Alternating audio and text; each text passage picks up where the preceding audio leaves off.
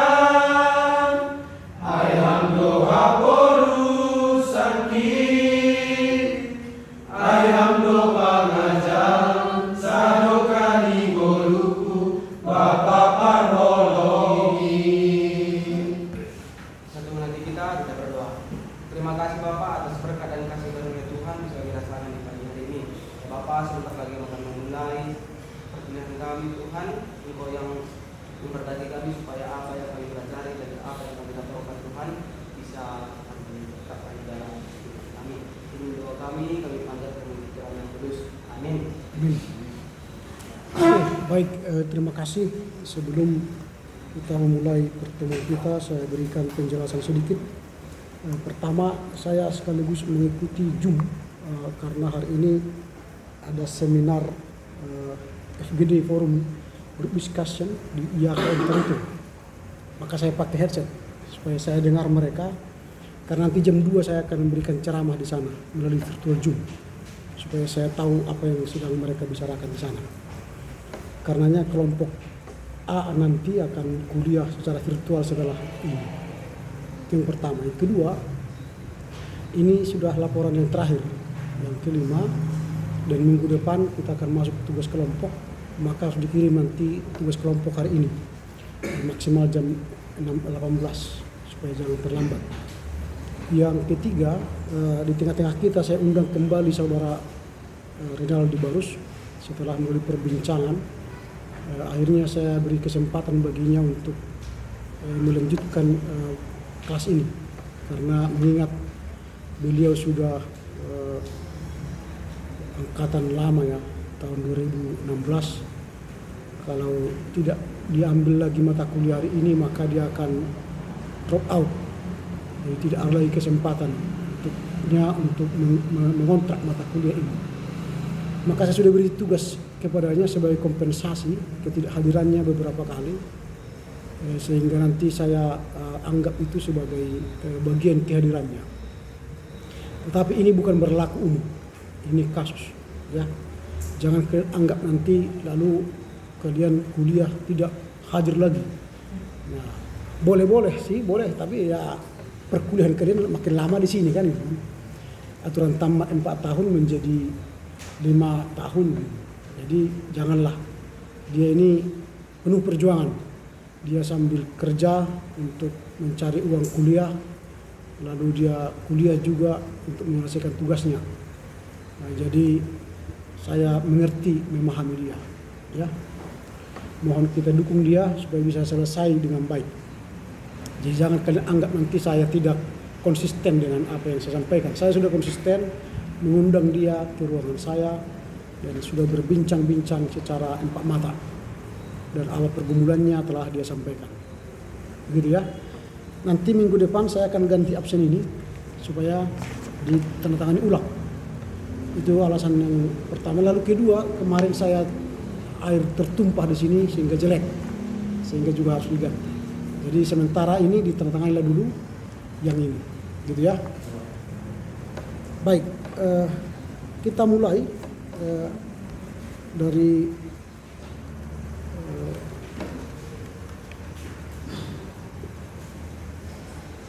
saudara.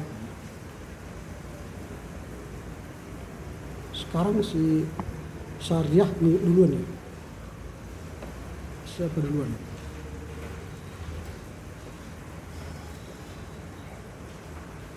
Silakan. Baik, terima kasih untuk kesempatan yang diberikan. Saya akan melaporkan hasil laporan baca saya sesuai judul yang telah dibuat Islamus, menguraikan tinjauan dasar dan tujuan keesaan hingga masa depan Gerakan Ekumenis di Indonesia. Judul bukunya Gerakan Ekumenis di Indonesia, penulis Chris Hartono, redaksi Yogyakarta, penerbit Andi pada tahun 1984. Halaman laporan baca saya yaitu halaman 127 sampai 145. Jadi sebelum kita masuk kepada dasar dan tujuan keesaan, secara historis pengembaraan umat Kristen di Indonesia dalam mencari keesaannya mencapai banyak sekali pergumulan, mencapai cukup panjang sekali menuju sampai dia menyampai kepada keesaan ke gereja. Dan pada masa pengembaraan kekristenan di Indonesia mencapai pada 100 tahun, yaitu yang dimulai dari pembentukan atau didirikannya JC pada tahun 1906 hingga pada tahun 1984. Dan di dalam upaya-upaya gereja-gereja membangun keesaan di Indonesia, upaya keesaan di Indonesia itu baru dimulai pada tahun 20-an. Pada tahun 20-an yang dimana BGI sebagai wadah untuk mewujudkan keesaan gereja tersebut. Hingga upaya keesaan oleh gereja-gereja Indonesia sejak tahun 1946 hingga kini maksudnya semata-mata hanya untuk menegaskan bahwa pencarian dan penghayatan keesaan yang mereka tanggung jawabi selaku gereja-gereja, yang dimana usaha dalam wadah yang diharapkan DGI mampu menyatukan keesaan gereja-gereja di Indonesia, yaitu untuk menyadari sehingga adanya tanggung jawab bagi tubuh gereja itu, keesaan gereja di dalam menyadari panggilannya untuk memiliki kesatuan serta persatuan di dalam tubuh Kristus itu sendiri. Sehingga hal ini sangat penting. Sehingga saking pentingnya di dalam penghayatan, di dalam pemahaman untuk menuju keesaan gereja ini, maka itulah kenapa sampai selama itu 100 tahun jangka di dalam pembentukan keesaan gereja. Namun saudara-saudara yang terkasih, bahasanya tidak semudah itu di dalam menciptakan keesaan gereja itu sendiri. Tidak semudah itu sehingga karena itu sangat penting artinya bagi mereka dalam rangka kebersamaan menjalankan tugas misionaris. Sehingga kita ketahui di dalam keesaan gereja ini diutuslah misionaris dan diakonat selaku gerejanya yang esa di negeri ini. Sebab hanya dengan demikian maka Indonesia percaya bahwa ialah Tuhan gereja yang satu yang mengutus mereka. Dengan demikian maka tinjauan secara langsung akan diarahkan kepada hal-hal yang berhubungan dengan upaya mereka dalam mencari keesaan gereja. Jadi teman-teman dapat dilihat di dalam upaya menciptakan keesaan gereja itu misionaris dan diakonat diberdayakan di dalam mencapai keesaan gereja itu sendiri. Maka kita masuk kepada dasar dan tujuan kenapa keesaan gereja itu diharapkan, dicanangkan di dalam wadah BG itu sendiri. Yang pertama, berbicara mengenai dasar dan tujuan keesaan, ada baiknya bila dilihat dalam hubungannya dengan perkembangannya yang ada dari keesaan yang satu kepada keesaan yang lain. Yaitu untuk itu hendak disinggung 3 perkembangan saja di masa lampau, yakni tujuan yang ada pada JC, JSPJ dan DGI. Yang pertama, dasar dan tujuan JC. JC hendak mengusahakan kebersamaan Kristen. Kebersamaan Kristen ini diarahkan kepada usaha bersama dalam sebuah koordinasi tertentu melindungi dan membela kedudukan kepentingan usaha pekabaran Injil. Maka dasar keesaan adalah kebersamaan. Itulah yang menjadi bentuk dasar dari JC ini di dalam keesaannya, yaitu adalah kebersamaan. Di dalam kebersamaan, Kristen tersebut adalah hakikat gereja dalam hubungannya dengan negara. Jadi dapat dilihat teman-teman bahwasanya JC ini selain kebersamaannya di dalam wadah gereja itu sendiri, diharapkan juga memiliki hubungan dengan negara. Sehingga keesaan itu wujudnya tidak hanya melulu di dalam gereja, tapi juga ada ada hubungannya dengan negara tersebut. Kemudian sedangkan tujuannya ialah melindungi dan membela kehidupan dan pekerja badan-badan pekabaran Injil. Jadi maksudnya di sini kenapa ada dasar itu yaitu kebersamaan, tujuannya juga supaya melindungi pekabaran Injil. Karena kita ketahui pekabaran Injilnya yang membuat Injil itu sampai kepada pelosok-pelosok. Pekabaran Injilnya yang membuat Injil itu sampai contohnya ke tanah Simalungun atau ke tanah Batak Toba atau ke Angkola atau ke Karo, itu pekabaran Injil yang pergi ke sana. Jadi dengan demikian itulah tujuan dari JC ini, yaitu untuk melindungi dan membela kehidupan dan pekerjaan badan-badan Injil dan gereja-gereja muda di hadapan pihak pemerintah. Karena kita tahu teman-teman, di tengah kita yang sebagai minoritas perlunya ada naungan, adanya yang merangkul atau mengayomi badan-badan pekabaran Injil ini sehingga membangun hubungan yang baik dengan pemerintah sehingga pekabaran Injil, misionaris atau diakonat seperti yang kami katakan tadi di awal ada yang melindungi sehingga dengan baiknya hubungan dengan pemerintah, dengan adanya kerjasama kebersamaan antara gereja dengan negara, maka pekabaran Injil pun akan mudah masuk, akan dapat mengabarkan Injil ke suatu daerah tersebut. Itulah yang menjadi tujuan dari JC ini. Dilihat dari sudut inilah, maka dapat dikatakan bahwa JC telah mempunyai sikap teologis yang sudah maju. Kemudian kita masuk kepada yang kedua, dasar dan tujuan CSVJ. Dasar dan tujuan CSVJ ini dianut oleh Persatuan Mahasiswa Kristen dalam hal CSVJ. Sudah memperlihatkan pemahaman keesaan yang mendalam, yang dimana kita tahu teman-teman bahwasanya moto dari gerakan Persatuan Mahasiswa itu adalah atau mahasiswa itu disebut dengan WSVC, yang dimana Ut Omnes Unum Sin, yang kita tahu itu juga menjadi semboyannya dari GMKI, dimana itu menjadi salah satu bentuk alasan atau dasar dari CSVJ ini, yang dimana dasar Alkitabiahnya yaitu adalah Yohanes 17 ayat 21, sama seperti keinginan CJ tadi, dasarnya adalah kebersamaan, sama juga seperti dasar dari CSVJ ini merangkup dari tinjauan dari Alkitabiah yaitu Yohanes 17 ayat 21, yang dimana menunjukkan pemahaman serupa. Artinya kan pemahaman serupa itu ada kebersamaan, ada pemahaman yang sama, sehingga organisasi tadi mengaitkan motonya dengan tugas panggilan mereka bersama, yakni tugas panggilan yang menghadirkan pelayanan dan keesaan mereka. Dasar dan tujuan keesaan dari organisasi tersebut merupakan dasar dan tujuan yang mendalam.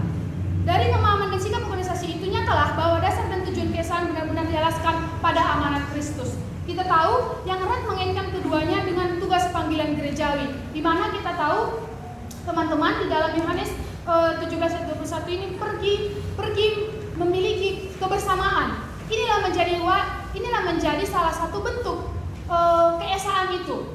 Di mana kan kita tahu keesaan itu maksudnya bersama-sama tidak terpisah. Itulah maksud dari CSVJ ini, sehingga mengaitkan keduanya dengan tugas panggilan gerejawi, sehingga mampu mengaktualisasikan pelayanan dan sekaligus keesaan dari orang-orang percaya. Kemudian yang ketiga, dasar dan tujuan DGI. DGI juga harus disemangati dan didorong oleh amanat yang terkandung dari moto dan organisasi mahasiswa Kristen tadi, yaitu Ut Omnes Unum Sin, yang dimana dasar Alkitabnya Yohanes 17 ayat 21, yang dimana moto itu tadi dijadikan salah satu dasar dan alasan DGI. Halnya secara konkret jelas nampak dalam rumusan yang ada pada AD DGI. Alasan DGI didirikan yaitu yang pertama, kesaksian kitab kudus bahwa orang-orang percaya itu merupakan sidang menjadi tubuh Kristus. Kemudian yang kedua, pengakuan iman rasuli yang mengatakan bahwa orang-orang percaya merupakan gereja yang esa dan kudus dan am. Dan yang ketiga, panggilan Tuhan Yesus supaya semua jadi satu juga. Jadi dapat kita lihat kawan-kawan bahwasanya ketiga dasar dan tujuan tadi JC, JSVJ dan DGI, ketiganya tidak memiliki dasar dan tujuan yang berbeda, tapi ketiganya memiliki dasar dan tujuan yang sama, yaitu supaya bersama. Kemudian tujuannya supaya pekabaran Injil, supaya Injil itu diwartakan, dikabarkan kepada orang-orang percaya, sehingga bersama-sama di dalam tubuh Kristus itu sendiri. Kemudian kita masuk kepada pencapaian dan tujuan keesaan. Meskipun dasar dan tujuan yang tadi itu begitu ibaratnya simpel, yaitu ingin menyatukan, ingin bersama-sama di dalam gereja itu, tidak terpisah-pisah. Namun teman-teman, di dalam sekilas tinjauan yang sudah kami baca, bahwasanya terdapat hambatan di sana. Terdapat hambatan di mana hambatan itu ada dua, hambatan dari dalam dan hambatan yang dari luar. Hambatan dari dalam, anggota jemaat yang belum cukup terlibat. Jadi teman-teman, ketika mereka ini JC, CSPJ dan DG ini menciptakan teologi, mereka fokus pada teologi dari apa yang mereka maksudkan untuk keesaan gereja. Mereka fokus pada keesaan dan mereka fokus pada teologi itu sendiri. Tapi mereka lupa untuk melibatkan jemaat itu. Artinya tidak mendarat kepada jemaat. Jadi cuma di batas mereka-mereka yang merangkumkan, cuma batas pada mereka-mereka yang mencanangkan teologi itu sendiri. Teologi yang diciptakan itu sangat bagus, namun mereka menyibukkan diri di dalam pemahaman teologis mengenai dasar-dasar keesaan gereja, sehingga inilah menjadi salah satu hambatan. Percuma ketika pimpinan atau yang merangkum teologi itu bagus, tapi tidak mendarat kepada jemaat. Artinya itu menjadi salah satu hambatan juga menuju keesaan gereja. Dan itu merupakan salah satu bentuk tanggung jawab dari gereja untuk menyampaikan dasar-dasar teologis keesaan gereja itu yang sudah dirangkum kepada jemaat, sehingga tercapailah tujuan dari keesaan gereja itu. Kemudian hambatan yang kedua adalah masalah suku masih berpengaruh. Kita tahu teman-teman, di Indonesia ini kita itu memiliki gereja-gereja kesukuan. Gereja-gereja kesukuan yang dimana untuk menyatukan suku yang satu dengan suku yang lain tidak semudah membalikan tangan. Namun semangat kesukuan ini justru menjadi penghambat mencapai tujuan. Seringkali kita lebih membuat gereja kita, contohnya gereja GBKP, lebih mengutamakan, lebih semangat di dalam mengembangkan gereja GBKP, gereja GKPI atau gereja-gereja kesukuan yang lain seperti gereja GKPS, GKPA. Namun ini menjadi salah satu ternyata hambatan untuk menciptakan keesaan gereja, karena ada paham, ada semangat tertentu dari gereja itu sendiri, sehingga untuk menyatukan pada hakikatnya setiap suku memiliki sifat yang konservatif, di samping lebih memperhatikan dan memberikan penekanan kepada persekutuan sukunya sendiri. Jadi lebih kepada sukunya sendiri mereka. Ini juga salah satu bentuk hambatan. Ini juga salah satu menjadi hambatan. Kemudian yang selanjutnya adalah sikap introvert masih nampak. Maksudnya sifat introvert artinya sikap yang menutup diri. Lawan dari introvert itu ekstrovert. Ekstrovert adalah membuka diri. Inilah bentuk salah satu hambatan. Kenapa keesaan gereja itu agak sulit dilakukan sampai 100 tahun seperti yang tadi kami katakan, yaitu gereja bersifat introvert, bersikap tertutup dan mementingkan diri sendiri. Masih hidupnya pengaruh pemikiran teologis yang diwarisi dari pihak pekabar Injil di masa lampau. Artinya ketika pekabaran Injil, RMG, NZG masuk ke tanah-tanah atau daerah-daerah, itu menjadi paham atau itu menjadi itu dianut, sehingga itulah yang menjadi membuat ibaratnya primitif, tidak mau menerima hal yang baru, yaitu tentang keesaan gereja itu sendiri. Ini yang merupakan sifat introvert itu sendiri. Jadi salah satu bentuknya ketika sesuatu itu tidak bisa berkembang karena dia tidak mau membuka diri, karena dia tetap pada pemikirannya yang lama dan masih tetap pada pemahamannya yang sama, sehingga ini menjadi salah satu bentuk hambatan karena tidak mau menerima tentang keesaan gereja itu. Kemudian hambatan selanjutnya adalah pengaruh pemikiran apa yang aku terima. Artinya teman-teman, di sini artinya aku mau melakukan sesuatu kalau aku mendapatkan hasil atau untung dari situ. Itu tidak hanya di gereja-gereja, tapi pemimpin-pemimpin dari gereja-gereja itu sendiri, pemimpin-pemimpin yang menciptakan teologi itu sendiri memiliki pemikiran seperti itu. Apa yang aku dapatkan supaya aku masuk kepada keesaan gereja itu, sehingga pemikiran seperti ini menjadi suatu hambatan.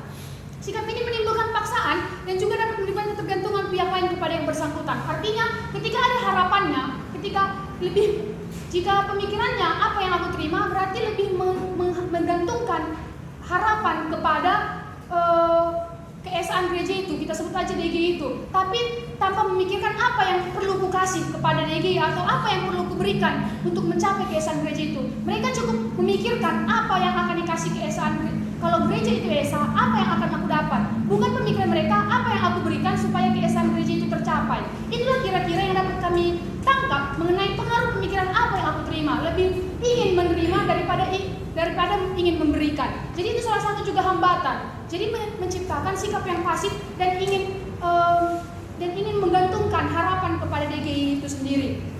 Itulah bentuk-bentuk hambatan dari dalam. Kemudian hambatan dari luar adalah pengaruh pemikiran teologis.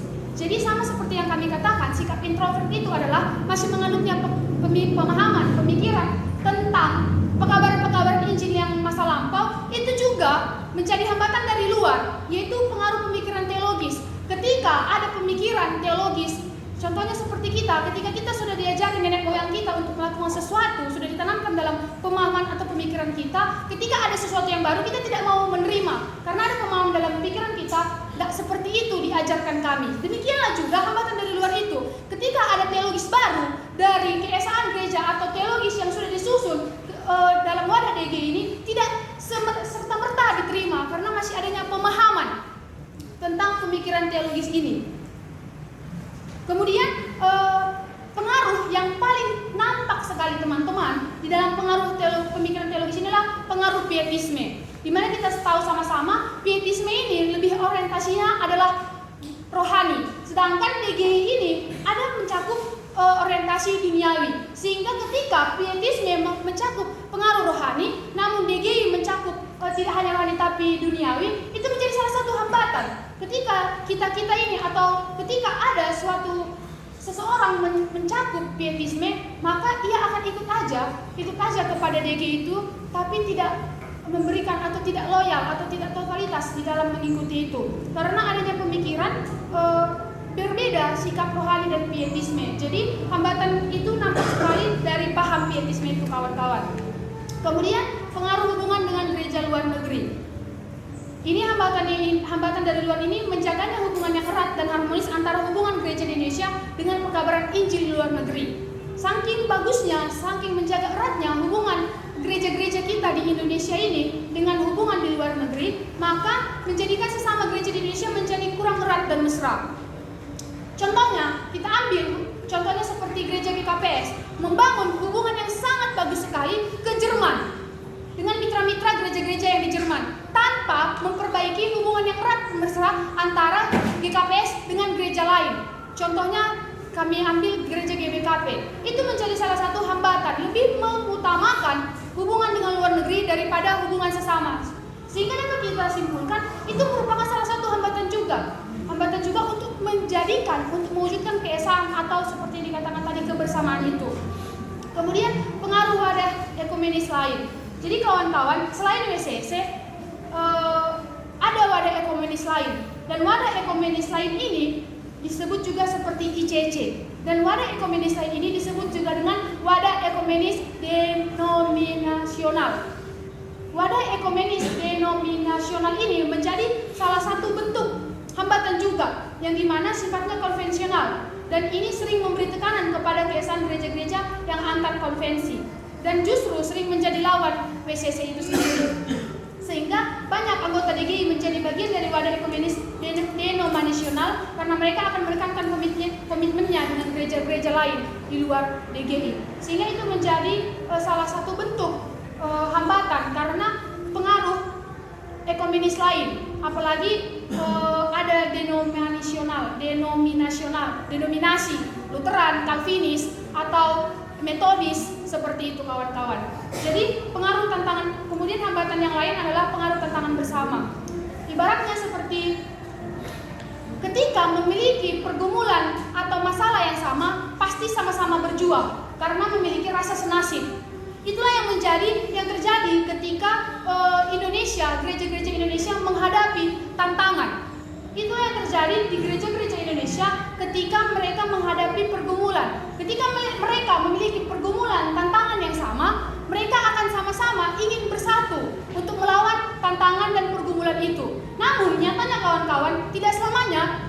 Contohnya itu seperti Jepang, pada masa pendudukan Jepang. Di Jepang, pada masa pendudukan Jepang kita tahu sangat bengis, sangat kejamnya pengaruh Jepang itu terjadi pada kita Indonesia. Maka ketika pengaruh pendudukan Jepang itu, pengaruh penjajahan itu, maka gereja-gereja bersatu karena memiliki masalah pergumulan yang sama. Namun ketika tidak ada lagi hambatan, tidak ada lagi pergumulan, gereja itu memisahkan diri atau tidak memiliki kebersamaan lagi di dalam mencapai kebersamaan itu. Jadi hambatannya itu adalah tidak adanya rasa ingin bersama-sama untuk tidak adanya rasa pergumulan yang sama, tidak ada rasa merasakan permasalahan yang sama antara satu gereja dengan gereja yang lain, sehingga tidak ada tidak ada keinginan untuk menuju keesaan atau kebersamaan itu. Itu juga salah satu hambatan dari luar. Namun teman-teman, selain hambatan tantangan dari dalam dan dari luar itu, ada juga usaha penanggulangan hambatan itu. Yang pertama, pemahaman teologis tentang keesaan gereja, memberikan pemahaman teologi tentang keesaan gereja. Yang kemudian pemahaman teologis tentang keesaan gereja itu terbagi menjadi peniadaan tembok-tembok pemisah. Kemudian memantapkan hidup dalam sejarah bersama. Kemudian penanggulangan yang kedua adalah pengusahaan langkah-langkah konkret, di mana pengusahaan langkah-langkah konkret ini terbagi menjadi 5, yaitu meningkatkan pertukaran personal gereja. Yang kedua adalah meningkatkan kunjungan antar gereja, dan yang ketiga menciptakan forum komunikasi, dan yang keempat menyusun buku sejarah gereja yang baru, dan yang kelima meninjau kembali hubungan dengan gereja di luar. Artinya di dalam usaha penanggulangan hambatan ini terbagi menjadi 2 tadi, pemahaman teologis tentang keesaan dan pengusahaan langkah-langkah konkret itu menghadapi hambatan yang dari dalam dan dari luar tadi. Jadi itulah usaha yang dilakukan untuk penanggulangan hambatan yang tadi kami katakan dari dalam dan dari luar tadi. Kemudian masa depan gerakan ekumenis di Indonesia. Pada tahun 1950, gerakan ekumenis di Indonesia telah mencapai hasil yang sangat menggembirakan karena telah dibentuk DGI selaku wadah yang mengefektifkan pencapaian keesaan gereja-gereja di Indonesia. Sungguh pun demikian, hingga kini hasil mereka dalam rangka pembentuk gereja Kristen di Indonesia dengan mendayagunakan DGI belumlah berhasil. Inilah menjadi masa depan yang diharapkan dari ekumenis. Meskipun di dalam 100 tahun usaha untuk menuju keesaan ini, DGI sebagai wadah keesaan gereja ini masih belum berhasil, masih berusaha dan tidak mencapai keesaan gereja itu dengan berbagai macam hambatan-hambatan tadi. Tapi harapan-harapan di masa depan tentang gerakan ekumenis ini memiliki keyakinan bahwa masa depan gerakan ekumenis di Indonesia tetaplah cerah, dalam artian akan menghasilkan apa yang menjadi tujuan DGI, yaitu keesaan gereja. Dan keyakinan itu semakin besar mengingat gereja-gereja di Indonesia sendiri di tengah kelemahan dan kekuatannya telah memadu tekad untuk mewujudkan apa yang menjadi cita-cita luhurnya yang mereka tuangkan dalam tujuan DGI. Sekian dan terima kasih laporan baca saya. Terima kasih. Oke. Iya, yang berikut nanti saudara Susanti tahu sedetail sekali. Kalau detail sekali ini kan sudah hampir setengah jam lebih. Kalau dikali nanti jam berapa kita pulang? Ya, jadi lebih baik benang merahnya aja dari awal sampai akhir. Kalau detailnya nanti kan sudah tapi kita mengerti apa yang menjadi tema-tema utama. Oke, silakan. Ya, nih. Susanti. Baiklah, terima kasih untuk kesempatan yang diberikan Bapak Dudung kepada saya. Adapun yang menjadi tema pembahasan kita pada hari ini yaitu tinjauan dasar dan tujuan keesaan hingga masa depan gerakan ekumenis di Indonesia. Bila ditampilkan usaha keesaan oleh gereja-gereja di Indonesia sejak tahun 1946 hingga kini, maksudnya itu semata-mata hanya untuk menegaskan bahwa pencarian dan penghayatan keesaan gereja itu adalah tanggung jawab dari gereja-gerejanya, karena hal itu sangat penting artinya bagi mereka dalam rangka kebersamaan menjalankan tugas misionaris. Dengan demikian, maka tinjauan secara langsung akan diarahkan kepada hal-hal yang berhubungan dengan upaya mereka dalam mencari keesaan. Kita masuk ke dalam dasar dan tujuan keesaan, di mana ketika kita berbicara dengan dasar dan tujuan keesaan, ini dapat harus dihubungkan dengan perkembangan yang ada dari usaha keesaan yang satu kepada usaha keesaan yang lainnya. Di mana di sini dibahas 3 dasar dan tujuan keesaan gereja, yaitu yang pertama dasar dan tujuan dari ZC. Dasar dan tujuan ZC ini adalah kebersamaan Kristen tersebut adalah hakikat gereja dalam hubungannya dengan negara, sedangkan tujuannya adalah melindungi dan membela kehidupan dan pekerjaan badan-badan pekabaran Injil dan gereja-gereja muda di hadapan pihak pemerintah. Dan yang kedua itu dasar dan tujuan dari CSFJ. Dasar dan tujuan ini benar-benar langsung dialaskan pada amanat Kristus yang erat, mengaitkan keduanya dengan tugas panggilannya, yaitu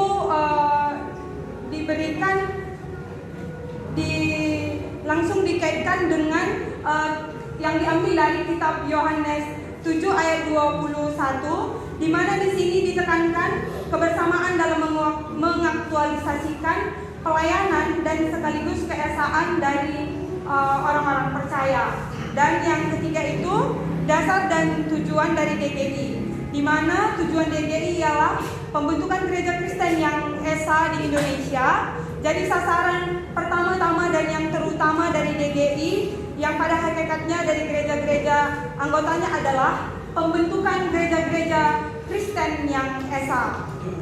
Nah, kita masuk ke dalam pencapaian tujuan keesaan, di mana ketika kita ingin mencapai sebuah tujuan keesaan gereja itu, maka selalu dibarengi dengan hambatan. Selalu ada tantangan untuk mencapai tujuan keesaan itu. Adapun hambatan pencapaian tujuan itu, yang pertama faktor dari dalam ataupun hambatan dari dalam, yaitu yang pertama anggota jemaat belum cukup terlibat. Di sini maksudnya masih banyaknya jemaat-jemaat ataupun gereja-gereja yang belum paham ataupun belum terlalu paham bagaimana sebenarnya keesaan gereja itu. Jadi di sini masih perlunya kegigihan ataupun keseriusan memberikan pemahaman kepada jemaat-jemaat ataupun gereja-gereja agar benar-benar memahami apa sebenarnya keesaan gereja tersebut. Dan hambatan yang kedua yaitu masalah kesukuan masih berpengaruh. Nah, di sini teman-teman, di mana di dalam gereja kita, gereja-gereja kesukuan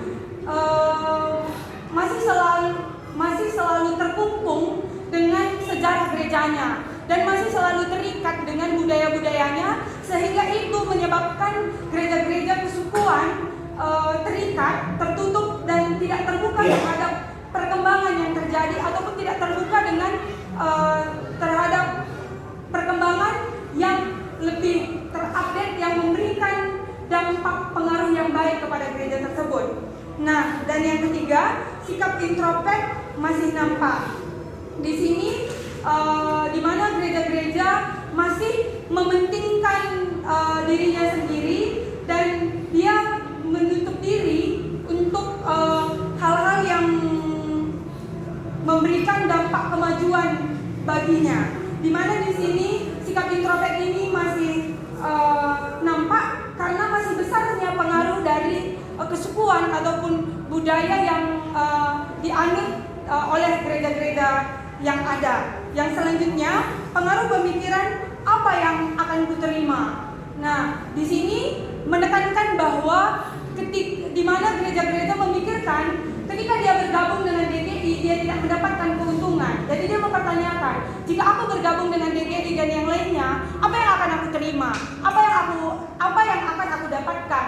Di sini masih banyaknya pemahaman di gereja-gereja bahwa ketika dia tidak mendapatkan sesuatu ataupun keuntungan dari apa yang akan dia lakukan, maka dia tidak akan mau bergabung tanpa memikirkan bahwa ketika dia bergabung maka itu akan juga memberikan pengaruh yang baik bagi perkembangan dan pertumbuhan gerejanya.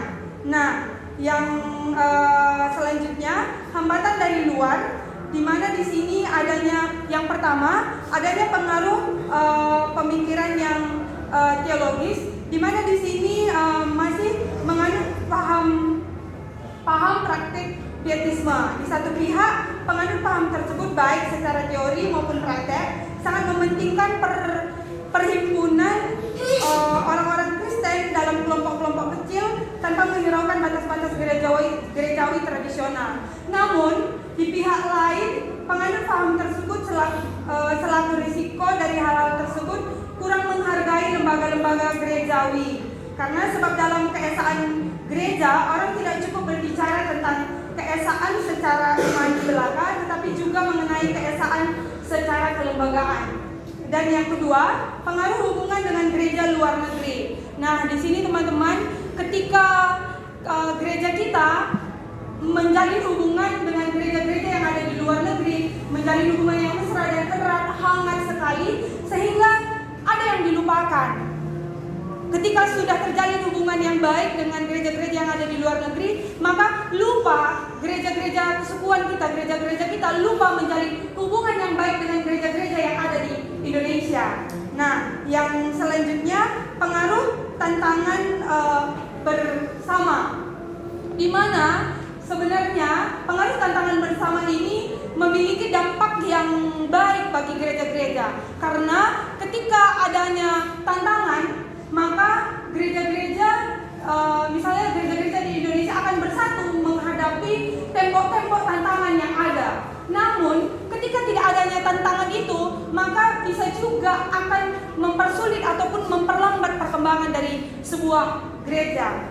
Nah, yang selanjutnya peniadaan tembok-tembok pemisah. Di sini pemahaman teologis tentang keesaan gereja, yakni pemahaman teologis mengenai hakikat gereja itu sendiri, haruslah dikaitkan dengan masalah peniadaan tembok-tembok pemisah yang ada di antara gereja-gereja. Di sini ditekankan bahwa masih adanya sekat-sekat antara gereja-gereja karena sikap ketidakterbukaan, sehingga masih selalu terjadi tembok-tembok pemisah di antara gereja-gereja yang ada, sehingga sulitnya tercapainya keesaan gereja-gereja di Indonesia.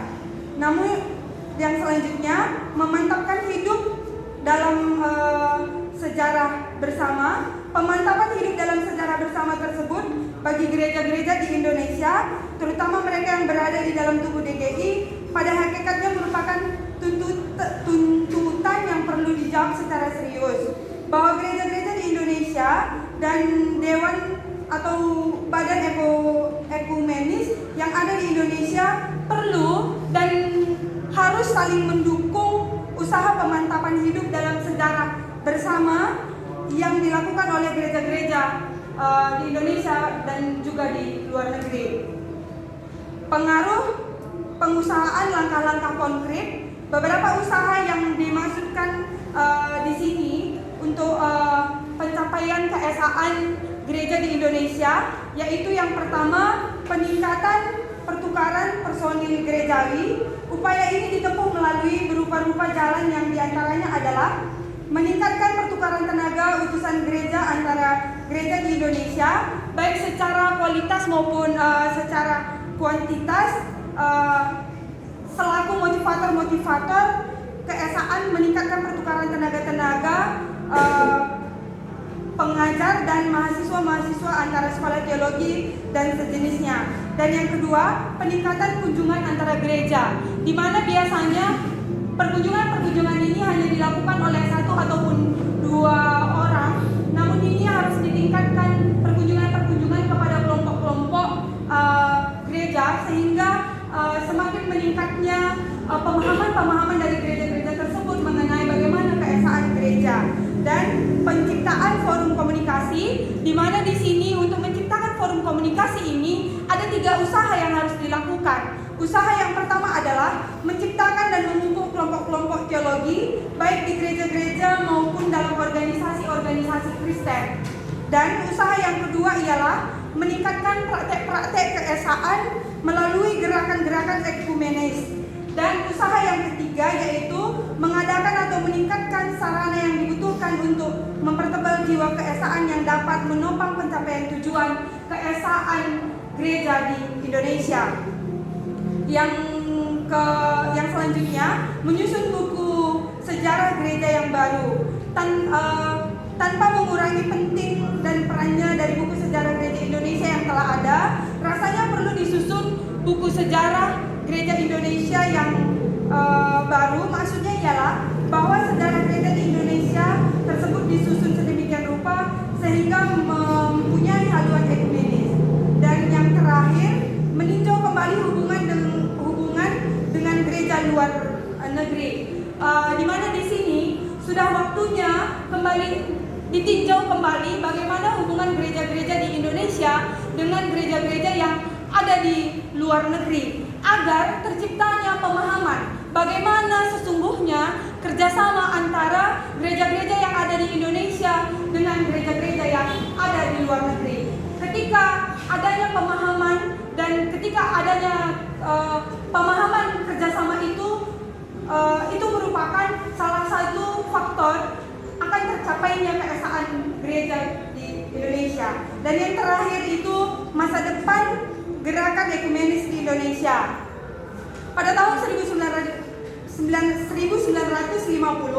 gerakan ekumenis di Indonesia telah mencapai hasil yang sangat menggembirakan karena telah dapat membentuk DGI selaku wadah yang mengefektifkan pencapaian keesaan gereja-gereja di Indonesia. Sungguh pun demikian, maka kini hasil mereka di dalam membentuk gereja Kristen yang esa di Indonesia mendayagunakan DGI belumlah berhasil karena bermacam-macam hambatan dan tantangan yang dialami seperti yang sudah dipaparkan terlebih dahulu. Namun di sini kita memiliki keyakinan bahwa masa depan gerakan ekumenis di Indonesia tetaplah cerah dalam artian akan menghasilkan apa yang menjadi tujuan DGI tersebut. Sekian presentasi saya, terima kasih.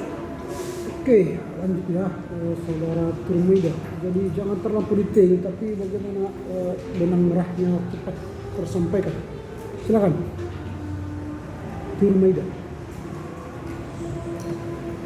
Baik, di sini yang menjadi pembahasan yaitu tinjauan dasar dan tujuan keesaan hingga masa depan gerakan ekumenis di Indonesia. Dalam mencapai ataupun mencari keesaan di Indonesia ini bukanlah suatu hal yang mudah ataupun namun membutuhkan suatu perjuangan yang sangat kuat. Karena dalam mencari keesaan gereja ini sangat membutuhkan waktu yang panjang, yaitu sampai sekitar 100 tahun. Mengapa hal ini terjadi? Karena dalam pencarian keesaan ini berhubungan dengan adanya pencarian hubungan dan kerjasama antar para pekabar Injil yang bekerja di Indonesia. Dan pencarian keesaan di Indonesia ini sudah dimulai pada tahun 20-an. Sementara untuk pencarian keesaan dan para gereja-gereja dimulai pada 40-an. Dalam mencari keesaan yang ada di Indonesia ini dibutuhkan suatu sarana, dibutuhkan suatu wadah dalam mencapainya. Wadah ataupun sarana yang dipakai yaitu melalui DGI, supaya upaya keesaan oleh gereja-gereja di Indonesia dapat tercapai. Jadi masuk kepada poin adanya dasar dan tujuan dari keesaan. Dasar dan tujuan dari keesaan ini berhubungan dengan usaha keesaan yang satu dengan usaha keesaan yang lainnya, di mana berhubungan juga dengan organisasi-organisasi yang sudah ada sebelumnya. Yang pertama yaitu adanya JC, yang kedua adanya CSPJ dan juga DGI. Yang pertama yaitu adanya JC. JC ini berhubungan dengan gereja dan juga negara, di mana JC ini ingin mengusahakan kebersamaan Kristen dengan koordinasi tertentu. Kemudian ada juga yaitu dasar dan tujuan dari CCPJ. Dari CCPJ ini berhubungan juga dengan organisasi mahasiswa Kristen, yaitu WSCF, di mana WSCF ini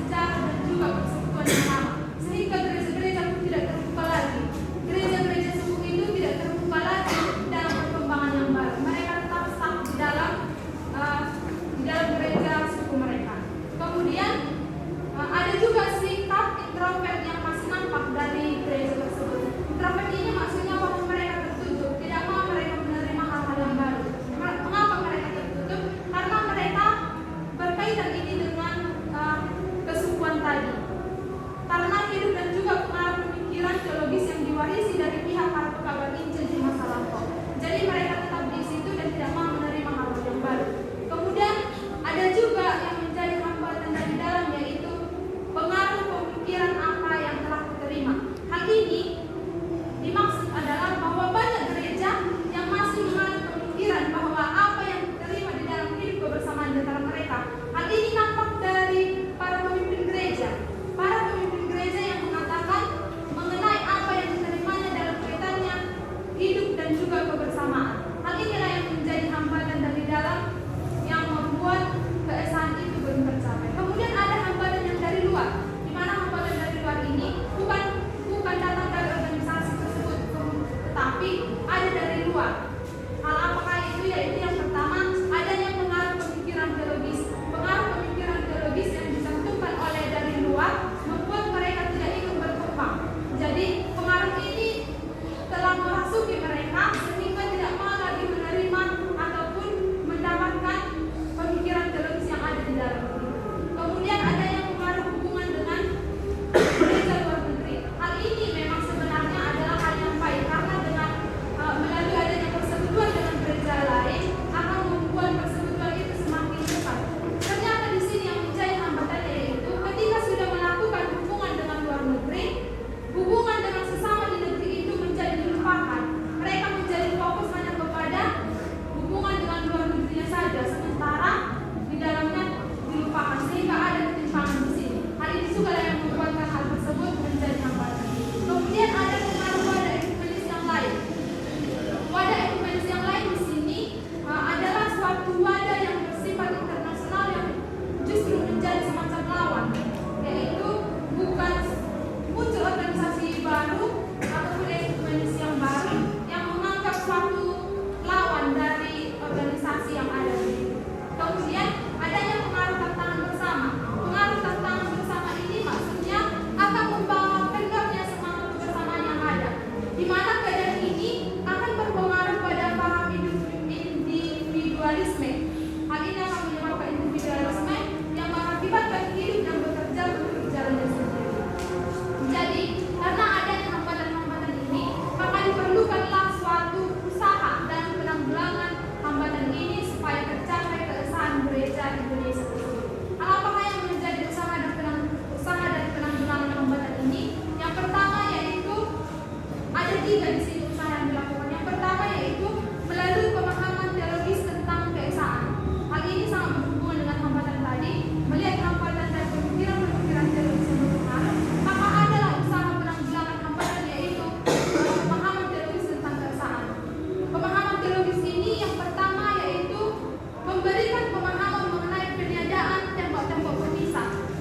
Apa yang dimaksud di sini tembok-tembok pemisah? Yaitu bahwa di Indonesia sendiri banyak berdiri gereja-gereja. Jadi gereja-gereja ini seharusnya dianggap sebagai tubuh Kristus, supaya artinya dalam setiap gereja itu adalah tubuh Kristus yang berarti satu. Jadi yang anggapan mengenai kami berbeda di setiap gereja, hal inilah yang merupakan tembok pemisah itu. Jadi pemikiran teologis ini harus dicantumkan supaya tidak ada di tembok-tembok pemisah di antaranya. Kemudian untuk memantapkan hidup dalam sejarah bersama. Hal ini dimaksudkan yaitu supaya gereja-gereja di Indonesia mempunyai latar belakang dan juga sejarah sendiri-sendiri. Namun harus diyakini bahwa selaku pekerjaan Tuhan harus ada sejarah masing-masing yang harus berjalan terus, namun berkenaan dengan adanya sejarah bersama yang telah dimasuki. Maka dengan adanya hidup dalam sejarah bersama ini, sejarah gereja masing-masing akan menjadi bagian dari sejarah bersama. Kemudian usaha yang kedua yang diambil yaitu dengan adanya penguasaan langkah-langkah yang konkret, dan hal ini juga dibagi menjadi atas 2. Yang pertama yaitu dengan adanya peningkatan pertukaran personal gereja. Yang kedua adanya peningkatan kunjungan antar gereja. Hal ini pun sangat berkaitan, keduanya sangat berkaitan, yaitu guna untuk modal bagi pencapaian tujuan keesaan ini dengan melalui adanya kunjungan supaya gereja dapat saling mengenal. Jadi gereja yang satu dengan gereja yang lain saling mengenal, dan juga dalam artian yang luas dan juga mendalam, sehingga dapat menumbuhkan perasaan yang saling menghargai di antara setiap gereja. Kemudian usaha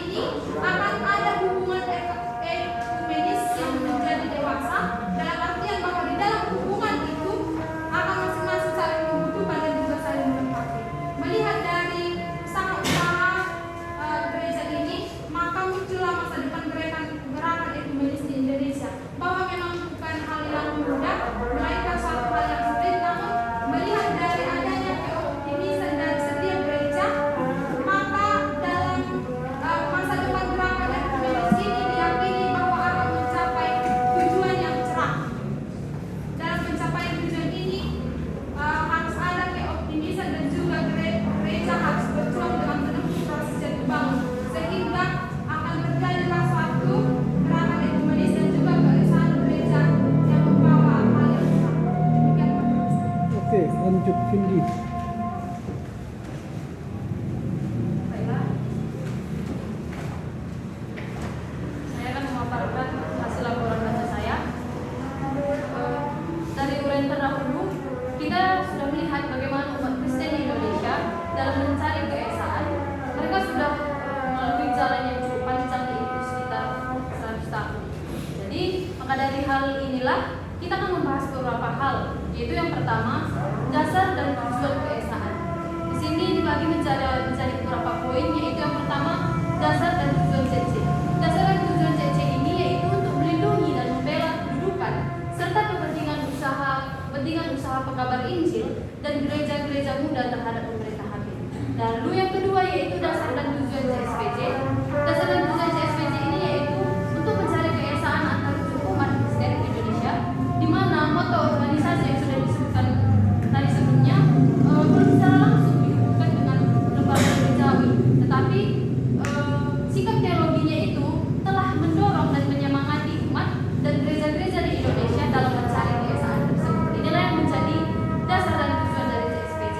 Lalu yang ketiga yaitu dasar dan tujuan DGI. Dasar mengapa DGI didirikan dapat kita lihat melalui beberapa amanat moto, yaitu yang pertama, kesaksian kitab kudus bahwa orang-orang yang percaya itu merupakan sidang menjadi tubuh Kristus. Yang kedua yaitu pengakuan iman rasuli yang menyatakan bahwa orang-orang percaya merupakan gereja yang esa, kudus dan am. Dan yang ketiga yaitu panggilan Tuhan Yesus supaya semua jadi satu juga. Lalu dari hal inilah dapat kita lihat bagaimana tujuan dari DGI itu, yaitu tujuan dari DGI itu sendiri merupakan pembentukan gereja Kristen yang esa di Indonesia. Lalu kita masuk ke dalam pencapaian tujuan keesaan. Dalam mencapai tujuan keesaan ini pastinya memiliki hambatan, yaitu di sini dibagi menjadi dua, hambatan dari luar dan hambatan dari dalam. Yang pertama kita akan membahas hambatan dari dalam. Ini dibagi menjadi 4 poin, yaitu yang pertama, hambatan dari dalam yang pertama yaitu anggota jemaat belum cukup terlibat. Yang kedua, masalah kesukuan masih sangat berpengaruh dalam pencapaian tujuan keesaan ini. Dan yang ketiga yaitu sikap introvert masih sangat nampak. Dan yang keempat yaitu pengaruh pemikiran apa yang akan diterima. Lalu kita masuk ke dalam hambatan dari luar. Yang pertama yaitu pengaruh pemikiran teologis. Dan yang kedua yaitu pengaruh hubungan dengan gereja luar negeri. Yang ketiga pengaruh wadah ekumenis lain. Dan yang keempat yaitu pengaruh tantangan bersama. Dan selanjutnya kita memasuki pemahaman teologis tentang keesaan. Yang pertama yaitu di sini ada peniadaan tembok-tembok pemisah, di mana pemahaman teologis tentang keesaan gereja yaitu pemahaman tentang hakikat gereja itu sendiri, di mana hal ini harus dikaitkan dengan masalah peniadaan tembok-tembok pemisah yang ada di dalam gereja-gereja Indonesia. Jadi untuk itulah pantas kita garis bawahi bahwa apa yang dikemukakan oleh konsultasi yaitu sebagai berikut. Yang pertama, dalam rangka mengembangkan dialog dengan jemaat-jemaat. Yang kedua yaitu gereja harus mengambil prakarsanya sendiri, yaitu meningkatkan usaha-usaha yang sudah ada, seperti pertukaran mimbar, perjamuan kudus, pertukaran tenaga pendeta, dan lain-lain. Dan dari hal tersebutlah, untuk menanggulangi hambatan-hambatan pencapaian tujuan keesaan tadi, perlu ditempuh usaha yang baik dalam peniadaan tembok-tembok pemisah, atau kita mampu menerapkan pemahaman tersebut dalam praktik kehidupan kita sehari-hari. Kita masuk ke dalam poin kedua yaitu pengusahaan langkah-langkah konkret. Yang pertama yaitu peningkatan pertukaran personil gerejawi. Upaya ini dapat kita tempuh melalui meningkatkan pertukaran tenaga utusan gerejawi antar gereja di Indonesia. Juga meningkatkan pertukaran tenaga-tenaga pengajar dan mahasiswa-mahasiswa antar sekolah teologi dan sebagainya. Dan yang kedua yaitu peningkatan kunjungan antar gereja. Artinya peningkatan kunjungan antar gereja itu biasanya kunjungan antar gereja itu hanya dilakukan oleh 1 sampai 2 orang saja. Tetapi hal ini perlu ditingkatkan menjadi kunjungan per kelompok dengan jangka waktu yang relatif lebih panjang. Jadi melalui hal inilah akan menjadi lebih meluas dan mendalam tentang peningkatan pertukaran personil gerejawi tadi, sehingga hasilnya akan menjadi lebih efektif. Yang selanjutnya yaitu penciptaan forum komunikasi. Dalam penciptaan forum komunikasi ini dibagi menjadi 3 usaha, yaitu usaha pertama menciptakan dan memupuk kelompok-kelompok teologi baik di gereja ataupun organisasi. Yang kedua yaitu usaha kedua, menciptakan forum komunikasi praktis dan konkret melalui kerja lapangan dalam berbagai bidang kehidupan dan kegiatan gerejawi bersama, baik dalam hubungan dengan kepentingan gereja maupun kaitannya dengan masyarakat luas. Usaha yang ketiga yaitu kaitannya dengan kenyataan serupa yang sudah sewajarnya diciptakan, nyanyi-nyanyian yang antara lainnya dinyatakan bahwa Gereja Kristen yang Esa di Indonesia merupakan ungkapan dari gereja yang kudus dan amin. Lalu kita masuk ke dalam menyusun buku sejarah gereja yang baru di Indonesia. Memang di Indonesia sudah terdapat buku sejarah gereja di Indonesia, meskipun jumlahnya belum begitu banyak. Tetapi sejarah dari setiap gereja itu merupakan bagian yang tidak terpisahkan dari gereja di Indonesia. Dan di pihak lain juga dijuruskan kepada penghayatan sejarah yang satu dari Gereja Kristen yang Esa di Indonesia. Lalu masuk ke dalam meninjau kembali hubungan dengan gereja di luar negeri. Dalam hal meninjau kembali hubungan dengan gereja di luar negeri ini disebabkan oleh beberapa hal. Di antaranya bahwa gereja di Indonesia mempunyai hubungan sejarah tertentu dengan gereja di luar negeri dan atau gereja di Indonesia yang bersangkutan belum sepenuhnya mandiri dalam hal tenaga atau dana dan lain-lainnya. Lalu kita masuk ke dalam poin terakhir yaitu masa depan gerakan ekumenis di Indonesia.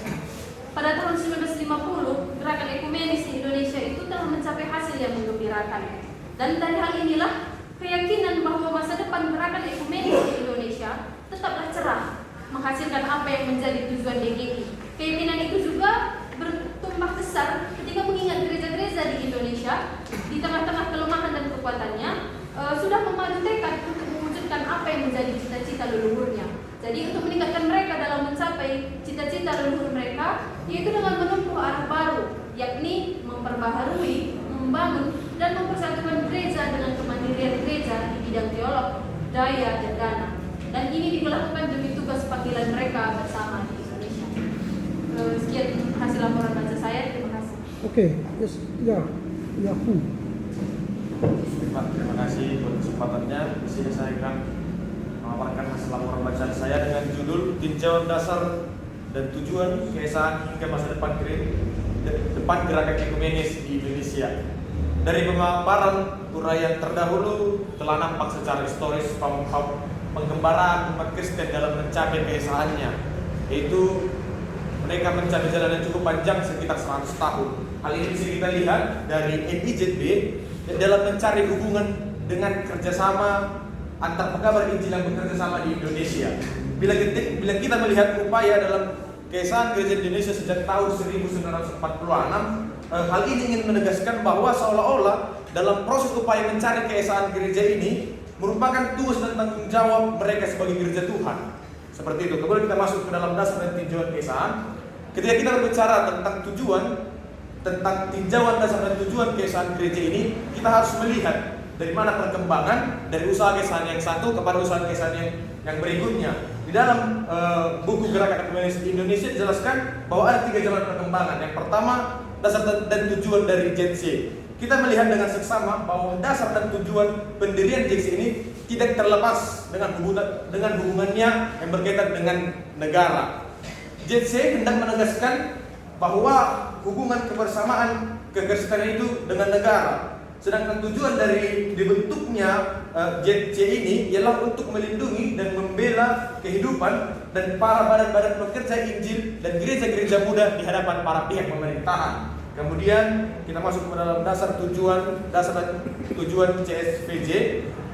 Dasar dan tujuan yang dianut oleh Persekutuan Mahasiswa Kristen dalam hal ini yaitu CSPJ ini sudah memperlihatkan pemahaman teologis yang mendalam. Motto dari Persatuan Badan Ekumenis Mahasiswa Kristen ini sama seperti motto dari WSCF, yaitu World Student Christian Federation, yang yaitu Ut Omnes Unum Sint. Dalam hal ini, organisasi ini telah mengaitkan motonya dengan tugas panggilan untuk menghadirkan keesaan, pelayanan, dan keesaan. Dalam hal ini, organisasi ini telah menyatakan bahwa dasar dan tujuannya benar-benar dilandaskan kepada amanat agung Tuhan Yesus Kristus yang tertulis di dalam Yohanes 17 ayat 21. Kemudian kita masuk ke dalam dasar dan tujuan DGI. Jika kita melihat proses terbentuknya DGI ini juga didorong oleh semangat amanat agung yang terkandung dalam moto organisasi Kristen tadi, yaitu WSCF tersebut, yaitu Omnes Manusiae.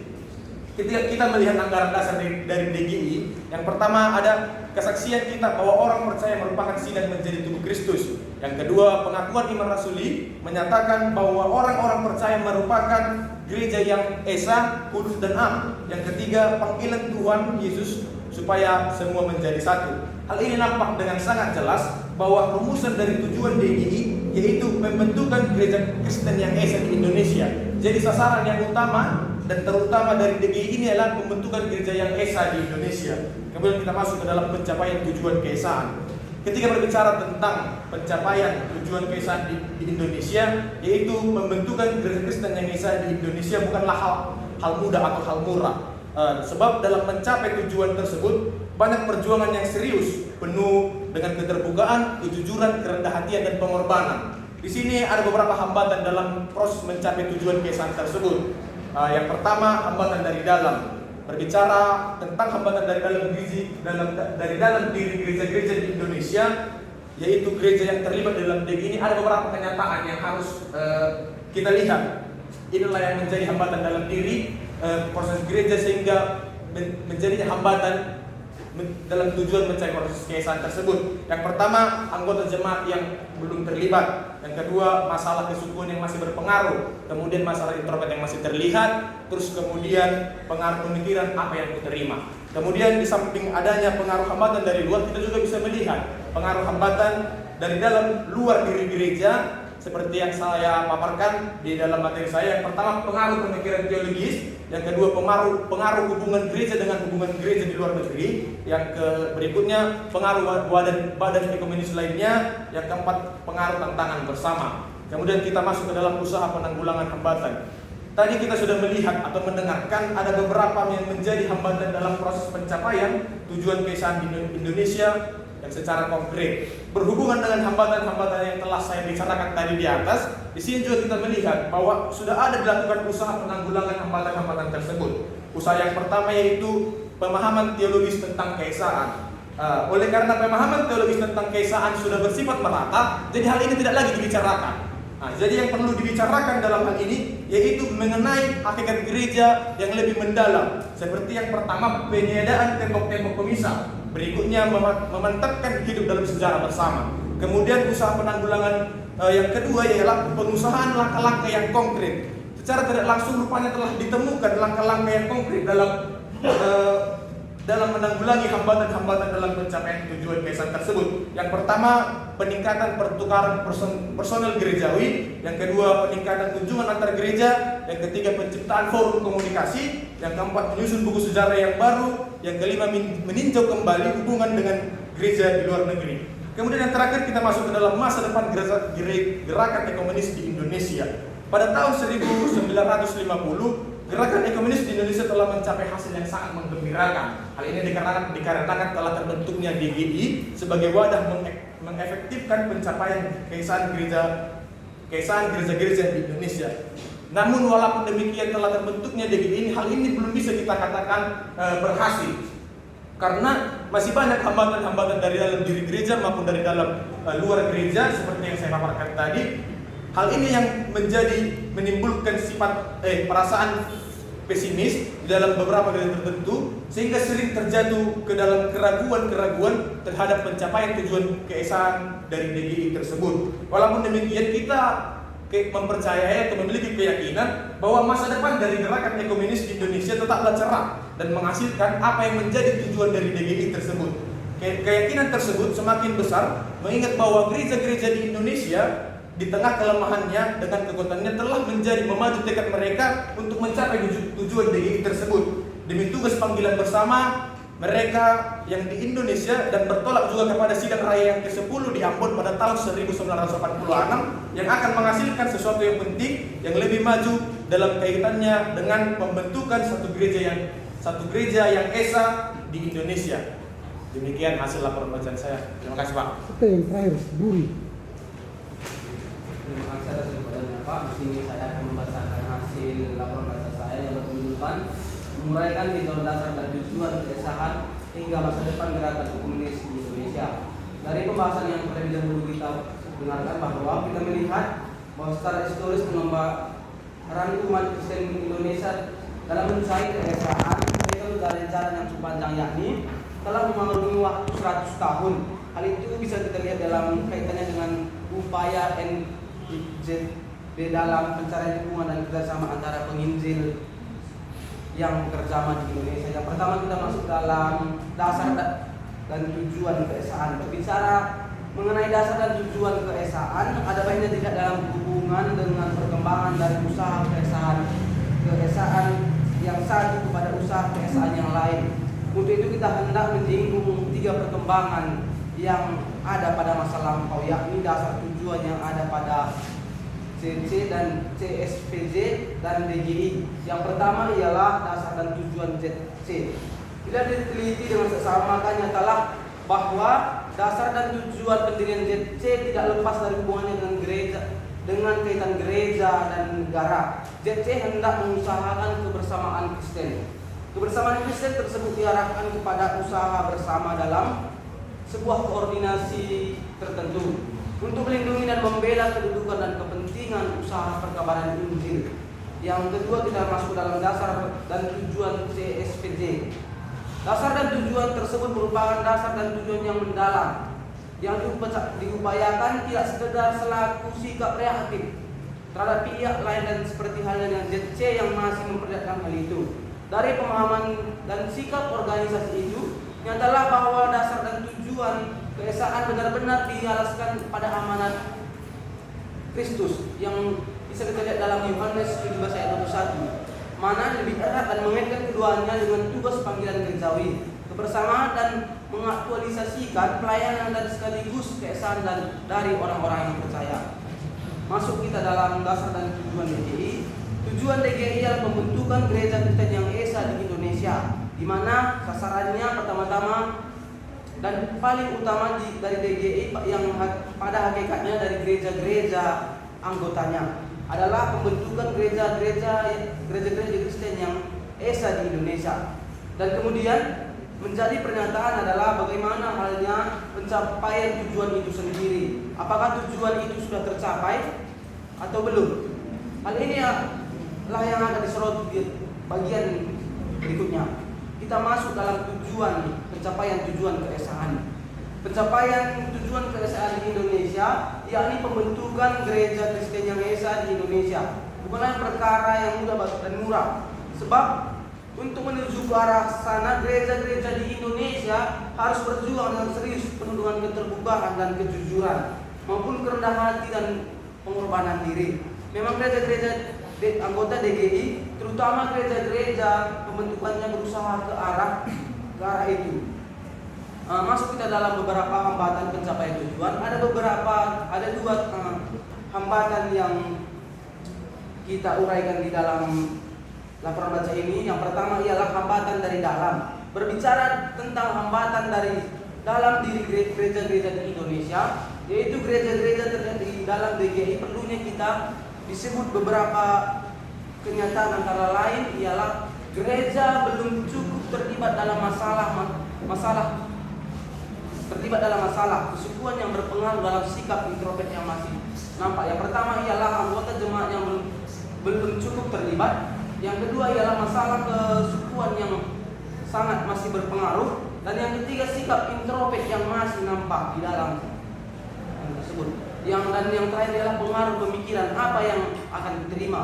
Masuk kita ke dalam hambatan dari luar. Di samping adanya hambatan dalam diri gereja di Indonesia yang beberapa contohnya dikemukakan di atas, ada pula hambatan datangnya dari pihak luar yang bersifat langsung maupun yang tidak langsung, baik yang secara tegas dapat dibedakan dengan hambatan yang datang dari dalam maupun sulit dibedakan karena telah menyatu dalam kehidupan gereja-gereja di Indonesia. Yang pertama ialah pengaruh pemikiran teologis. Yang kedua pengaruh hubungan gereja dengan gereja luar negeri. Yang ketiga ialah pengaruh pada komunis lain. Dan yang keempat ialah pengaruh tantangan bersama. Masuk kita ke dalam usaha penanggulangan hambatan. Di atas kita sudah lihat beberapa hambatan-hambatan yang menjadi hambatan baik dari dalam dan maupun dari luar. Pencapaian tujuan keesaan di Indonesia secara konkret menghambat pembentukan suatu gereja Kristen yang esa di Indonesia. Berhubungan dengan hambatan yang sudah dibicarakan di atas tadi, di sini kita juga akan melihat usaha penanggulangan hambatan-hambatan tersebut. Antara lain kita lihat ialah pemahaman teologis tentang keesaan. Soal yang pokok dalam rangka penanggulangan hambatan keesaan terletak pada pemahaman teologis tentang itu sendiri, tentang keesaan itu sendiri. Dan itu berarti bahwa soal pokok yang harus digumuli dan diatasi oleh gereja-gereja di Indonesia, paling tidak ada yang di dalam tubuh DGI, adalah pemahaman teologis yang mengenai hakikat gereja itu sendiri. Bukan saja yang bersifat lebih merata, tetapi juga lebih mendalam. Lebih merata dalam artian bahwa pemahaman yang dilakukan oleh semua anggota dari gereja-gereja tersebut. Yang pertama ialah peniadaan tembok-tembok pemisah. Pemahaman teologis tentang keesaan gereja, yakni pemahaman teologis mengenai hakikat gereja itu sendiri, haruslah dikaitkan dengan masalah peniadaan tembok-tembok pemisah yang ada di antara gereja-gereja. Dalam rangka inilah gereja-gereja perlu menyadari bahwa mereka berada dalam tubuh Kristus. Yang kedua ialah memantapkan hidup dalam sejarah bersama. Pemantapan hidup dalam sejarah bersama tersebut bagi gereja-gereja di Indonesia, terutama mereka yang berada dalam tubuh DGI, pada hakikatnya merupakan tuntunan yang perlu dijawab secara serius oleh mereka kalau memang keesaan itu hendak mereka capai dalam hidup mereka. Masuk ke nomor 2 ialah pengusaha langkah-langkah yang konkret. Upaya serupa di atas mempunyai makna yang penting dalam arti bahwa dengan upaya serupa itu akan dihasilkan hal-hal yang mendukung pencapaian keesaan. Masuk kita dalam penciptaan forum komunikasi. Usaha pertama adalah menciptakan dan memupuk kelompok-kelompok penting dalam artian teologi baik di gereja-gereja maupun dalam organisasi-organisasi hal yang mendukung sistem selaku forum komunikasi bagi pemikiran-pemikiran teologis, memungkinkan cakrawala baru pergunakan bersama-sama secara terus-menerus. Usaha kedua ialah meningkatkan praktek-praktek keesaan melalui gerakan-gerakan ekumenis yang berada di luar gereja. Usaha ketiga yaitu mengadakan atau meningkatkan sarana yang dibutuhkan untuk mempertebal jiwa keesaan yang menopang tujuan keesaan di Indonesia. Yang pertama kita harus di sini diutarakan ialah menyusun buku sejarah yang baru, dan yang kedua ialah meninjau kembali hubungan dengan gereja yang ada di luar negeri. Masuk kita poin yang terakhir ialah masa depan gerakan ekumenis di Indonesia. Dilihat dari dalam tahun 1950, gerakan ekumenis di Indonesia sudah mencapai hasil yang sangat cukup memuaskan. Sudah membentuk DGI menjadi wadah yang untuk pencapaian keesaan gereja-gereja di Indonesia. Meskipun masih ada gereja-gereja Indonesia yang merasa pesimis, bahkan ragu-ragu mencapai tujuan dari DGI, tetapi ada pula yang tetap memiliki sikap yang optimis untuk pencapaian tujuan keesaan. Gereja yang optimis yakin bahwa tujuan yang lama itu akan melekat pada hakikat mereka selaku gereja, yang tentunya telah akan tercapai. Jadi untuk mencapai tujuan keesaan tentunya harus memiliki perjuangan dan proses. Karena begitu tingginya nilai tujuan itu sendiri. Dalam keoptimisan gereja Indonesia memiliki keyakinan bahwa masa depan gerakan ekumenis di Indonesia tetap akan cerah, artinya akan menghasilkan apa yang menjadi tujuan dari DGI tersebut. Gereja-gereja Indonesia percaya bahwasanya akan menempuh bahkan mencapai cita-cita masa lalu, yaitu dengan cara memperbaharui, membangun dan mempersatuan gereja dengan kementerian gereja di bidang teologi dan dana. Seperti di sidang X di Ambon pada tahun 1984 yang diharapkan mendatangkan dan menghasilkan sesuatu yang penting maju dan dalam kaitan untuk pembentukan suatu gereja yang esa di Indonesia. Sekian dari hasil laporan saya. Terima kasih. Oke, tepuk tangan untuk mereka. Ya, kita telah mendengar suatu evaluasi yang disampaikan oleh Chris Hartono. Setelah kita melihat sejarah ekumenis di Indonesia sejak awal, lalu taruhan pertama kedua abad ke-19, taruhan pertama kedua abad ke-20, tibalah dia pada saat mengevaluasi gerakan itu. Dia mulai dari cerita bagaimana gerakan itu sudah 100 tahun mulai berkobar-kobar, dan dia tidak mengevaluasi yang 100 tahun itu. tetapi dia hanya mengevaluasi 40 tahun. Pada tahun 1984 ya, 40 tahun sebelum itu dia mulai dari konsulat Sendi JSI yang dimulai 1906. Dan kalau dia mundur 100 tahun yang lalu, dia mulai dari IJB itu, dia Indize Zendenbons 1885 itu ya. Tapi dia tidak mau sampai ke sana mengevaluasinya, tapi dia mengevaluasi dari dibentuknya Zendenbons. Zendenbons Surat 1906 sampai pada 1984, itu 40 tahun. Dia menilai dan mengevaluasi kegerakan itu dari 3 hal. Yang pertama itu dari dasar-dasar dan tujuan lembaga-lembaga PI yang datang ke Indonesia. Lalu yang kedua pencapaian kegerakan itu, dan yang ketiga bagaimana masa depan. Kalau dasar-dasar itu dia mulai dari berdirinya konsulat sampai PGI, DGI kala itu. Dan dia melihat bagaimana kegerakan ekumene itu berjuang keras untuk mendirikan, sehingga dia memiliki dasar-dasar yang kuat kegerakan itu. Tidak didasarkan pada sektarian atau pada keinginan orang-orang, tetapi itu merupakan keinginan dari seluruh orang Kristen. Lalu dia melihat kegerakan itu tujuannya tercapai atau tidak. Dalam pencapaian tujuan itu dia melihat ada 2 hal yang penting, yaitu ada hambatan dan rintangan, baik dari internal dan eksternal. Lalu ada usaha-usaha menghadapi hambatan dan rintangan. Dan dia melihat ada tantangan dan rintangan secara internal, yaitu banyaknya gereja yang melihat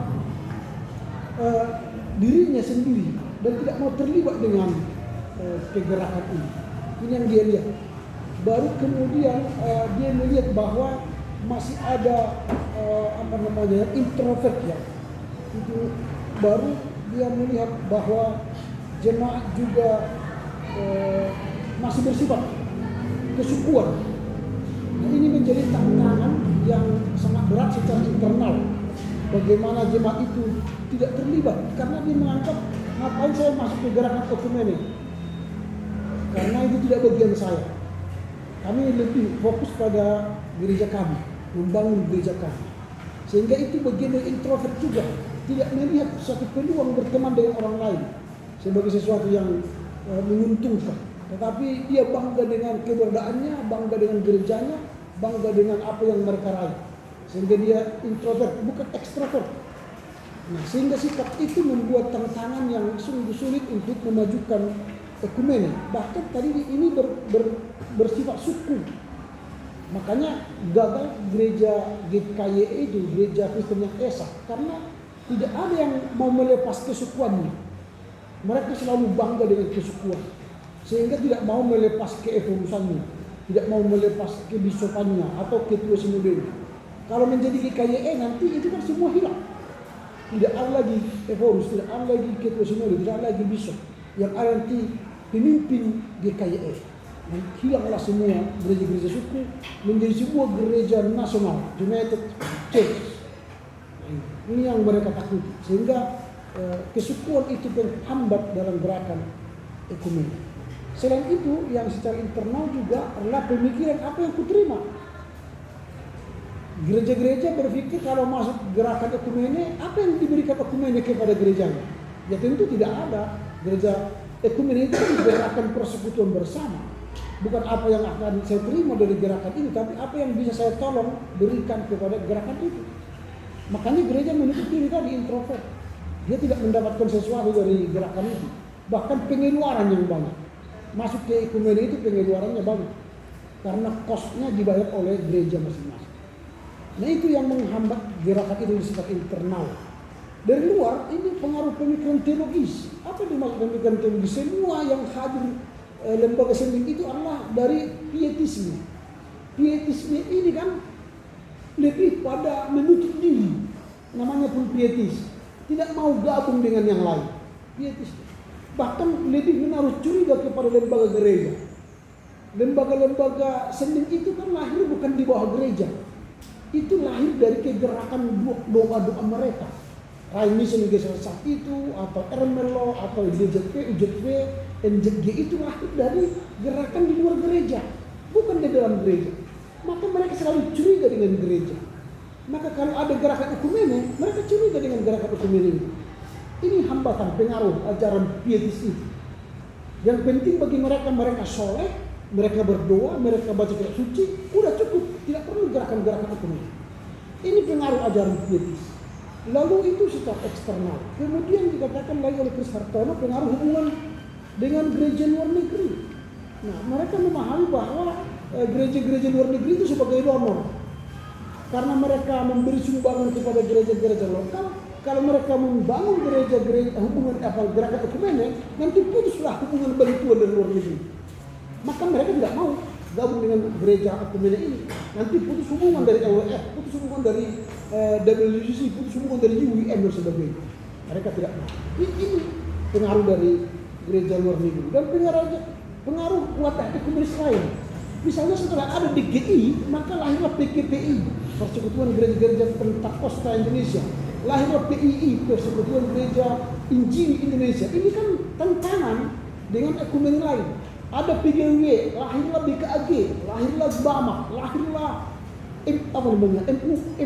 Majelis Ulama Kristen Indonesia, MUKI. Ini tantangan dalam berekumen. Kalau sudah ada PGI, mengapa ada lagi BAMA, BKAG, ada lagi yang lain-lain tadi. Ini tantangan dari eksternal. Karena memang kita suka membentuk organisasi baru, supaya dia menjadi ketua atau menjadi pengurus di sini. Ini yang menjadi tantangan dari wadah ekumene lain. Lalu melihat itu, perlulah tantangan itu menjadi tantangan bersama. Jadi bukan lagi tantangan secara pribadi, tetapi tantangan bersama. Supaya apa? Supaya kita atasi secara bersama. Itu menurut Chris Hartono. Maka dia buatlah usaha-usaha apa dalam rangka menanggulangi tantangan dan hambatan itu. Dia mengatakan melalui dengan perlu penjelasan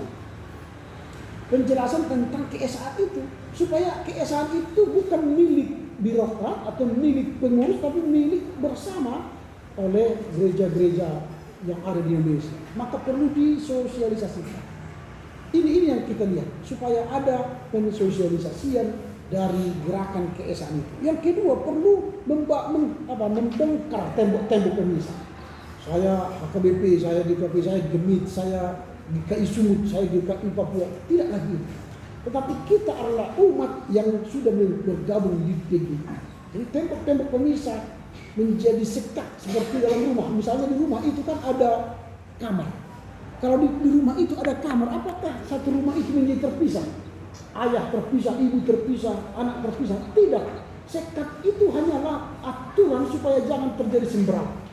Maka ada kamar utama, kamar tamu, kamar anak, kamar tengah, kamar dapur, kamar makan ya. Itu supaya jangan terjadi sembrang. Jadi kalau ada gereja-gereja lokal di PGI ini, itu bukan membuat kita semakin tersekat-sekat, tetapi memisahkan supaya jangan terjadi sembrang. Karena kita punya aturan masing-masing. Ini yang dikerjakan. Lalu menetapkan hidup dalam sejarah bersama. Supaya gerakan ekumene ini menjadi milik bersama, bukan milik perorangan atau lembaga-lembaga tertentu. Apa langkah-langkah konkret? Dibuatlah pertukaran personil gereja. Dulu ada gerakan-gerakan yang gereja A mengutus pendeta ke gereja B. Nah, kami sudah menerima itu dari GKPS. Lalu pendeta GKPS melayani di GKP A sampai sekarang masih ada. Itu bagus. Tapi apakah gereja-gereja lain melakukan itu? Misalnya di GKP mengutus di gereja GKPI atau GKPI mengutus ke gereja GKPPD, itu kan perlu supaya kita merasakan ekumene itu hidup bersama. Jadi tidak hanya pada diri sendiri. Nah ini yang perlu pertukaran. Yang ada sekarang kan pertukaran pelayan firman. Kalau tanggal 25 Mei setiap tahun ada pertukaran pengkhotbah itu ya. Gereja-gereja bertukar. Tapi biasanya tidak semua gereja Pentakosta tidak diterima di gereja-gereja kita. Gereja-gereja kita tidak diterima oleh gereja Pentakosta. Akhirnya gereja-gereja Arus Utama bertukar, gereja-gereja Injili bertukar. Jadi gerakan ini tidak hidup, tidak bagus menurut saya. Itu yang kita lihat.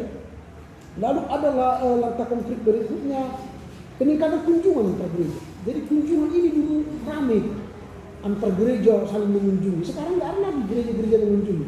Bahkan gereja-gereja kita sendiri pun tidak ada lagi kunjungan antar gereja. Mungkin dulu antar BNKP dengan BNKP warga jemaat saling mengunjungi, atau GKPS dengan GKPS saling mengunjungi, baik dari desa ke kota atau kota ke desa. Sekarang nggak ada lagi. Jadi gereja sekarang sudah sibuk dengan gereja masing-masing, membangun gereja masing-masing, membuat mewah gereja masing-masing. Yang di kota makin kaya, yang di desa ya miskin. Jadi gerejanya tidak menyatu. Walau satu sinode tapi tidak punya koneksi. Ini yang rusak. Sehingga hubungan komunis itu, gerakan komunis itu tidak terjadi. Karena tidak terjadi lagi hubungan gereja-gereja lain. Dulu dari gereja-gereja bisa menuju gereja-gereja lain. Lalu ada lagi ini penciptaan forum.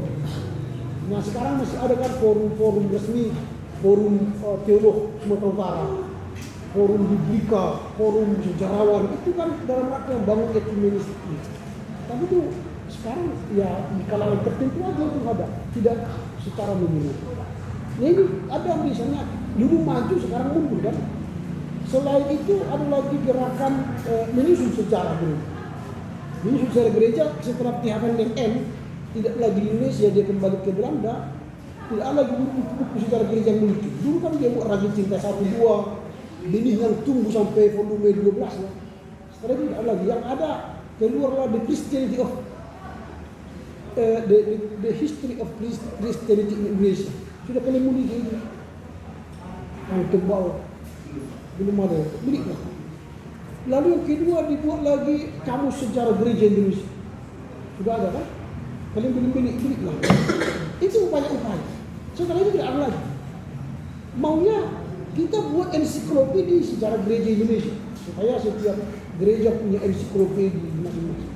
Tapi ini gerakannya tidak dikerjakan karena yang tadi tidak ada lagi penyusunan sejarah gereja yang baru. Kami sudah membuat kelompok sekarang, kelompok sejarah gereja. Setiap bulan kami rutin diskusi.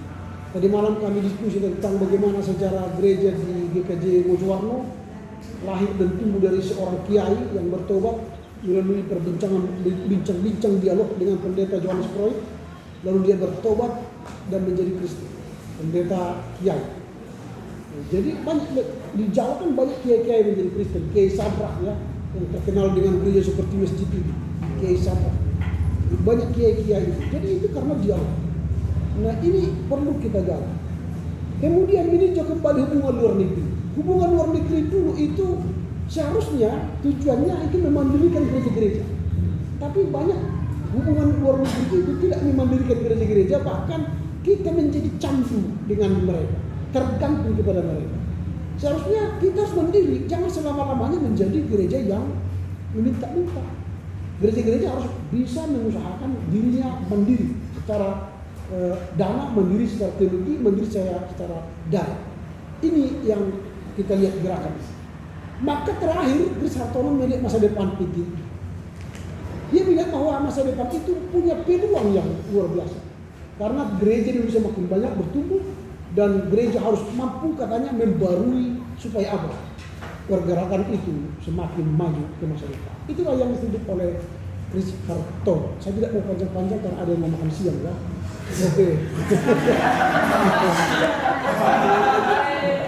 Kami ketemu minggu depan dalam rangka materi kelompok 1. Silakan siapa yang mau berdoa? Sebelum kita pulang, mari kita satukan hati kita bersatu dalam doa. Tuhan Yesus yang baik, kami bersyukur dan berterima kasih buat kebaikan Tuhan hingga pada saat ini. Proses belajar mengajar kami boleh berjalan dengan baik. Sekiranya apa yang boleh kami pelajari, apa yang boleh dijelaskan oleh Bapak dosen kami, boleh kami ingat dan sekiranya berguna bagi diri kami pribadi lepas pribadi, terkhusus bagi kami nanti di dalam melayani Tuhan di tengah-tengah jemaat. Sebentar lagi Tuhan kami akan berpisah dari tempat ini. Tuhan Yesus yang baik yang memberkati kami, memberkati kegiatan kami, agar kami juga boleh senantiasa bersuka cita menjalani sisa hari kami pada hari ini. Inilah doa dan kerinduan kami Tuhan, di dalam nama Yesus Kristus kami berdoa dan bersyukur. Amin. Amin. Oke, terima kasih ya.